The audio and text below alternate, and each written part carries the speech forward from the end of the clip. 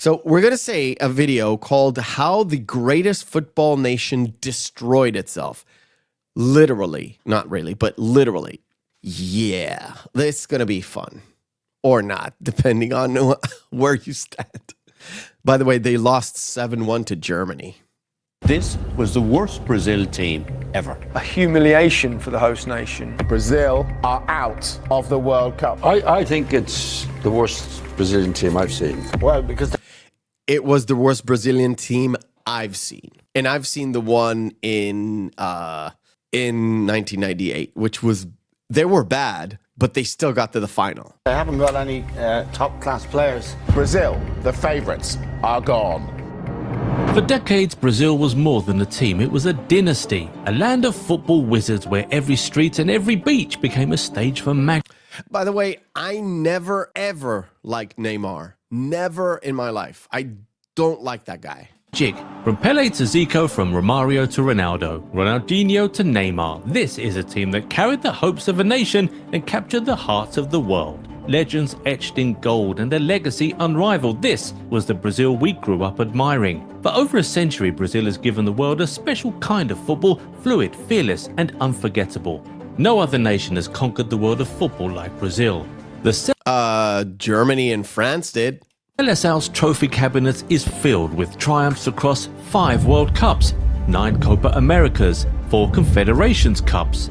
But something has changed. The sparkle has dimmed and the legacy feels almost lost. The Seleção is now a shadow of its former self, plagued by struggles both on and off the pitch. Brazil has stumbled in the last 2 World Cups, failing to advance past the quarterfinals, and since 2022, they've dropped from 1st to 5th in FIFA's rankings. Now that was amazing because they were first for a long, long time, no matter who got the World Cup. Well, whoever got the World Cup was 1, but Brazil was like 2 or 3. 5 is like unheard of in the past 30 years. Also, Brazil's Olympic team failed to qualify for Paris 2024, a stark reminder of the nation's fading dominance. This is undeniably the weakest Brazil side of the 21st century, a team where underperformance has become the norm and failure the haunting new reality. There's more to this story than just defeats, from troubled leadership to tactical issues, and from broken player pipelines to rising competition and modern tactics. Brazil's downfall is a story of missteps and missed chances. I think one of the problems, maybe they'll touch upon it or something like that. And this is from like my very unexperienced self. Very unexperienced self. Yeah, I'm dropping the yellow. By the way, that was only by chance. I got the yellow jacket today. I do love my yellow jacket. Can you react to a song or not? I can react to a song. I don't mind. It's not monetized, so sure. Which song do you want me to react to? Just write it down. Right. Heading back to this. I think what happened with Brazil is they were playing more to the European style and less to their own kind of self-style, dribbling, triangles, all that stuff. But we'll see what they go with. The story of a dynasty in crisis. Fueled by the legendary 3 Rs, Brazil soared to its 5th World Cup win in 2002, defeating Germany 2-0 as Ronaldo's 2 goals sealed the deal. With 8 goals, he claimed the Golden Shoe, and Brazil's brilliance earned them the Laureus World Sports Award for Team of the Year, an era-defining moment of greatness. Yeah. In a thrilling 2004 By the way, despite their manager, despite their coach. Copa America final, Brazil clinched their 3rd win in 4 tournaments, overcoming Albiceleste in dramatic fashion. Trailing 2-1 until the 92nd minute, Adriano, the tournament standout, struck a stunning equaliser, sending the match to penalties, where Brazil triumphed 4-2 to claim victory. During this era, manager Carlos Alberto Pereira crafted a formidable 4-2-2-2 formation known as the Magic Quartet, building Brazil's attack around 4 iconic players: Ronaldo, Adriano, Kaká, and Ronaldinho. Yep. Never liked Adriano, but by 2006, Brazil had assembled a squad brimming with world-class talent, a powerhouse seen by many as unstoppable. During the 2006 World Cup, Brazil dominated the group stage, securing wins over Croatia 1-0, Japan 4-1, and Australia 2-0. Oh, that's In the not fair. 2006 World Cup round of 16, they defeated Ghana 3-0, with Ronaldo breaking the World Cup scoring record with his 15th goal. But in the You have to understand, Ronaldo was there in the 1994 squad, but he was like a rookie. He was like 18, 17, something like that. So he is technically a two-time World Cup holder, which is very hard to do. quarterfinals, a tactical shift saw Juninho replace Adriano in the lineup, leaving the Fab Four incomplete. Facing France, Brazil was stunned by Zidane's masterclass as he dismantled their invincible reputation. A brilliant volley by Thierry Henry off Zidane's pinpoint free kick sealed a 1-0 win, ending Brazil's dreams and sending the French through. Yep. On July 25th, 2006, In the past, ever since 1998, basically, France have been the thorn in Brazil's side. They always had problems with them anywhere they went to.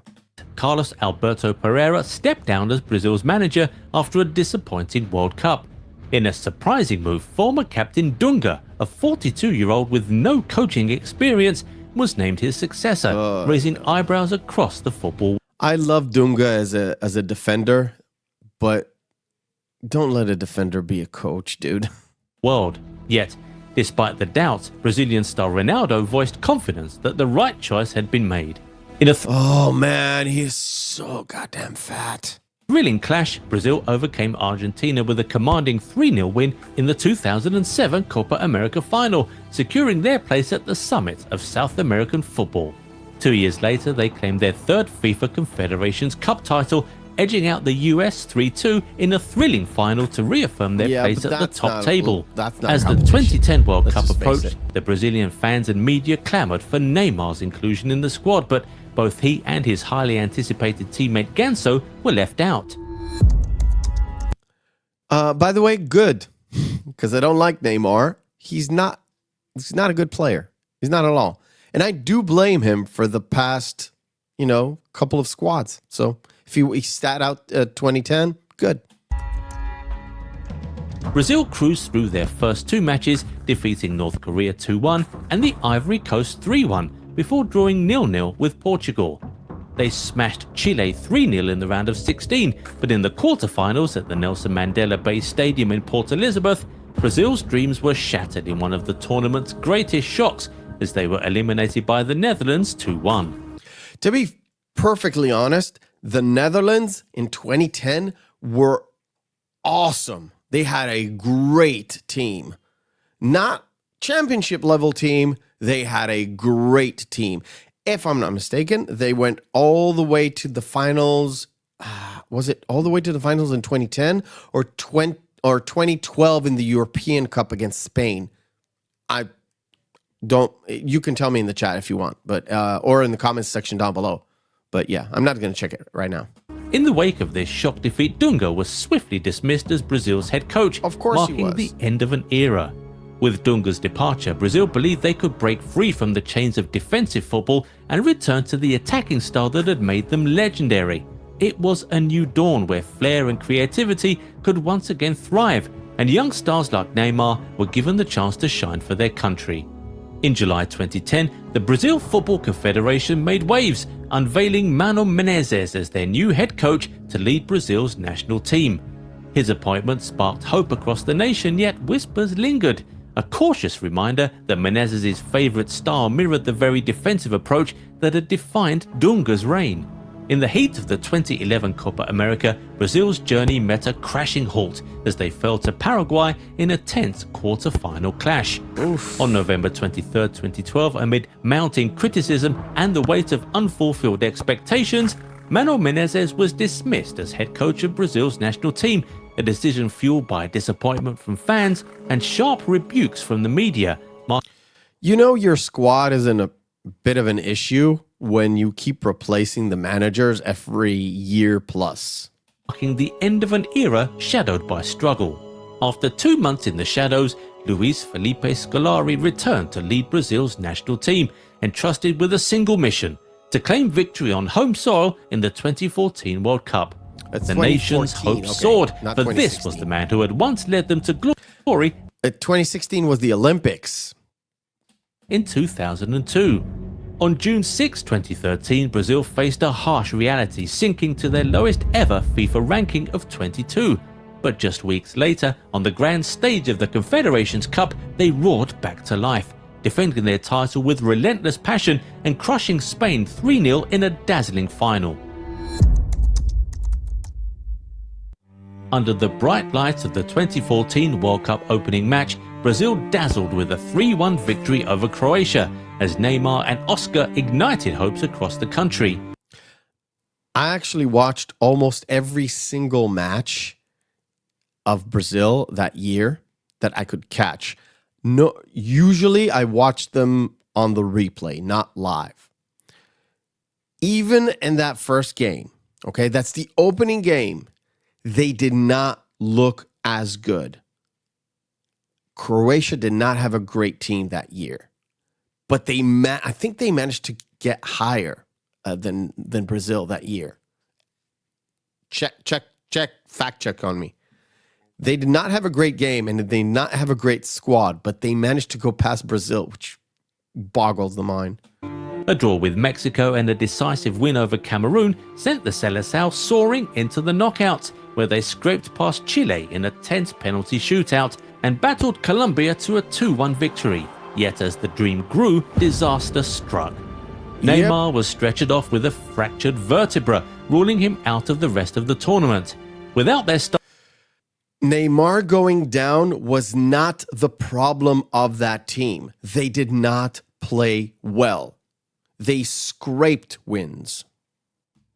Brazil faced Germany in the semi-final, suffering a historic 7-1 defeat in what became known as the Mineiraço, their first competitive home loss in nearly 40 years. Yep. A 3-0 loss to the Netherlands followed in the third-place playoff, and as the dust settled on the bruised nation, soon Scolari stepped down, closing the chapter on Brazil's bittersweet campaign. On July 22, 2014, Brazil turned to a familiar face, appointing Dunga as manager once more, a return to the helm for the man who had last led them before their 2010 World Cup exit, now tasked with restoring the nation's pride. Yeah, that's in the not gonna 2015 Copa America, Brazil topped Group C, only to see their hopes dashed in the knockouts, falling to Paraguay in a tense penalty shootout. A year later, at the Copa America Centenario, they opened with a stalemate against Ecuador soon after they crushed Haiti 7-1. But needing just a draw to go forward, Haiti. Not Argentina, not Uruguay, not Colombia, Haiti. Let's put this thing in perspective, okay? Brazil suffered a stunning and controversial 1-0 defeat to Peru. With Raul Ruiz. Dude, Peru is a mid to lower level tier team in South America. Diaz's disputed goal sealing their group stage exit, their first early departure since 1987. In the wake of Brazil's shocking exit from the 2016 Copa America, Carlos Dunga was dismissed as manager, his reign ending in June amid the fallout of unmet expectations and rising discontent. On the 14th of June 2016, amidst a storm of change, Brazil turned to a new leader, Adenor Leonardo Bacchi, better known as Tite, the mastermind behind Corinthians' success, appointed as the nation's new hope to rebuild their football legacy. Yeah, that's not Entering the going well. 2018 World Cup as favourites, Brazil carried the heavy burden of their haunting 7-1 defeat to Germany. Yet the team's journey was one of resilience. They topped their group and triumphed over Mexico in the round of 16, only to fall 2-1 to Belgium in a heart-wrenching quarter-final exit. I've seen that game live. It was so awful. And dude, again, they played well in the group. They played well in the 16th. No, they did not. They won in the group and they won in the 2016 and they scraped by. They did not look like they're playing well. Exit. Despite the defeats, Brazil's campaign revealed a newfound consistency and flair, a style of football far more cohesive than the turbulent, unpredictable play of years past. With Tite still at the helm, Brazil looked ahead to the 2019 Copa America, ready to reclaim glory on home soil. Tite's leadership brought Brazil their long-awaited Copa America triumph, securing their first title since 2007 with a dominant 2-0 win over Argentina in the semi-finals. Messi's Argentina, until they actually won the World Cup, had a lot of issues. They had a lot of issues ever since Maradona left. They always were like really, really good up until quarterfinals-ish of any tournament. And Copa America is like, yes, you can get really far because most of the time, those Paraguay, Uruguay, Peru, Colombia, Bolivia, all those teams are like, not the best. And then went on to defeat Peru to claim their 9th crown. But in the 2021 final, fate took a cruel turn. Brazil, champions in waiting, were vanquished by a solitary 1-0 goal from Argentina, their hopes dashed under the lights of the Maracanã. Yep. It was 2022, and Brazil's quest for a record. I said that about Messi and his team, and now it completely shattered. I go by memory. I don't check anything. What I remember is Messi and his team were not really good up until a certain point, and then everything clicked for them. Extending including the World Cup. World Cup began with promise as they topped their group and sailed past South Korea with a commanding 3-0 victory. But the dream began to unravel in the quarter-finals, where a heartbreaking 4-2 penalty defeat to Croatia shattered their hopes. In the unforgiving heat of Doha, Neymar and his teammates watched as their dreams of World Cup glory evaporated. Proof that even when it never rains, the weight of unfulfilled dreams can flood the pitch. Soon after, Tite announced his departure from Brazil's helm, closing the chapter on his reign with the weight of unfulfilled dreams lingering in the air. Yep. After 22 years in management, Dorival Jr. took the reins of Brazil in January, stepping into a role laden with expectation. But at the 2024 Copa America, the dream crumbled in the cold tension of a penalty shootout as Brazil were eliminated by Uruguay following a goalless draw, another chapter of heartbreak in a nation still chasing glory. You know what's common to all those teams? Neymar. Dude, he is a phenomenal player. But he is not the leader of that team. As the Seleção story unfolds into 2025, the world holds its breath, watching with uncertainty if the magic of Brazil's golden age will ever resurface. The question echoes in the hearts of millions. Can Brazil ever reclaim the glory that once seemed their destiny? Sort of kept you right up there like, it's a bit of a downer.